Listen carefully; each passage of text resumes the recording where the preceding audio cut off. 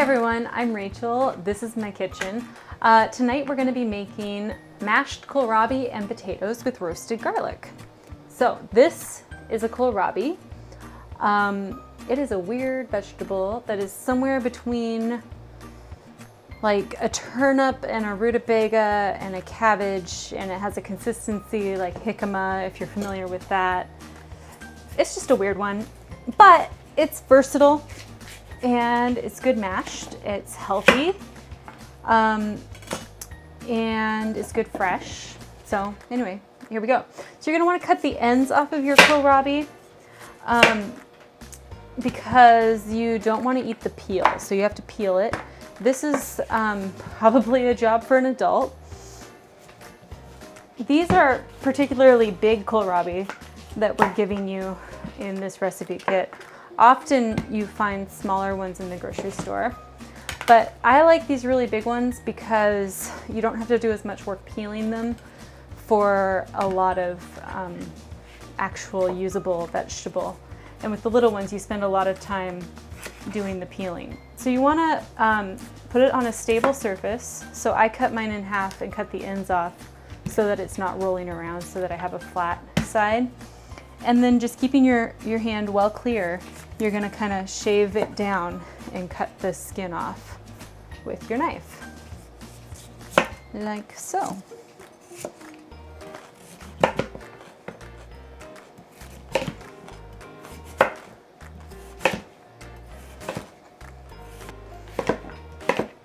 So I'm just cutting my kohlrabi into even chunks because I want them all to cook at the same time, be done at the same time when I'm making my mashed kohlrabi and potatoes. So that's going to be my kohlrabi. I'm going to put the other half in the refrigerator and use it for other things.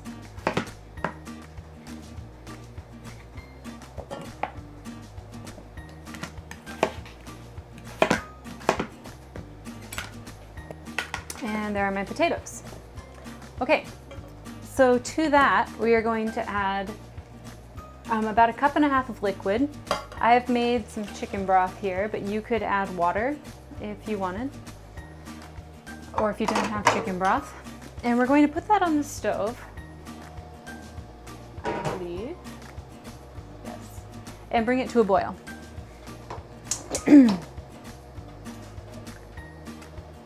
And once it's come to a boil, I'm going to cover it and let it simmer for about 20 minutes or until the potatoes and kohlrabi are tender. So I'll see you in 20 minutes. Well, it's been 20 minutes and my potatoes and kohlrabi are tender. I just take a fork in and try to break them up a little bit. So we're going to turn that off and take it off the heat and drain the liquid off.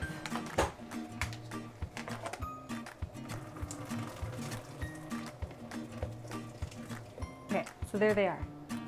Ta-da!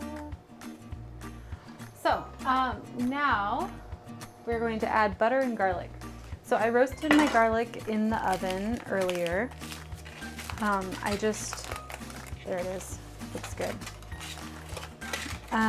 Cut the ends off of it and rubbed it with a little olive oil, and then wrapped it in foil and stuck it in the oven for a while, probably like 30 to 40 minutes until it was tender.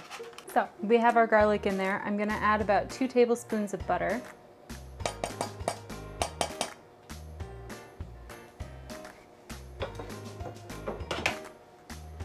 And then I'm gonna use my potato masher here to squish it all up. We're gonna squish until the butter is melted. So once it's mashed, you're gonna add, chopped parsley. I forgot to chop my parsley. Some chopped parsley. This is optional because we weren't able to put it in your recipe kit, so if you have it, great. You can also add a little bit of dried parsley. Add that. And we're gonna add a little bit of milk. And my recipe calls for 3/4 of a cup of milk, but I'm looking at my mash here, and I don't think I want it to be that liquidy. So I'm gonna just kind of add it until it looks right to me.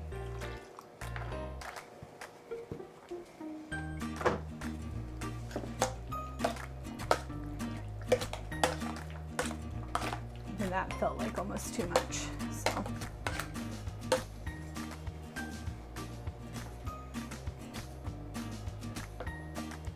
This smells very good.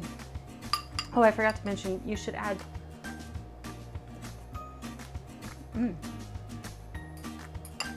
you might want to add a little bit of salt to taste.